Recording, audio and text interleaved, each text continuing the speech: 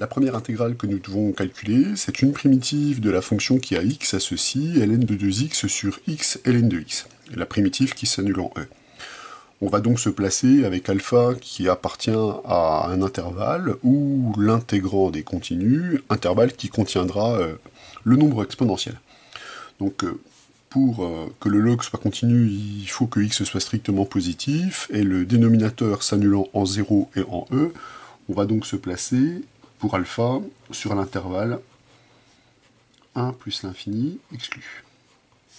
Alors on peut donc passer au calcul de cette intégrale que l'on appellera I1.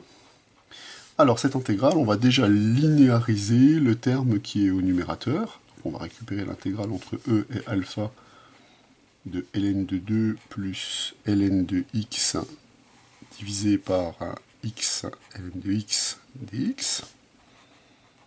Par linéarité de l'intégrale, cette intégrale devient ln de 2 intégrale entre e et alpha de dx sur x ln de x, plus, après simplification de l'intégrande, l'intégrale entre e et alpha de dx sur x. Là, on se ramène à deux fonctions sur l'intégrale qu'on peut intégrer directement. Ce sont des intégrations directes, puisque la première intégrande, c'est 1 sur x divisé par ln de x, elle est donc de la forme u' sur u. Elle va donc s'intégrer directement en ln de valeur absolue de ln de x. Tout ça pris entre e et alpha, plus, ici on a directement une primitive de la forme ln de valeur absolue de x. Bon, ici on est clairement sur un intervalle où x est positif, donc on peut l'écrire juste sous cette forme-là.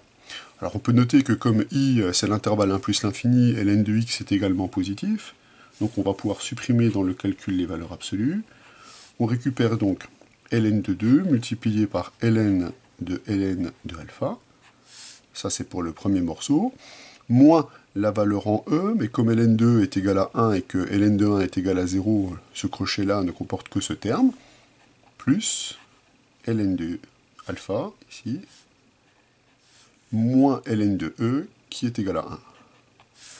Donc voilà l'unique primitive de cette intégrande qui s'annule en alpha. Elle vaut cette expression.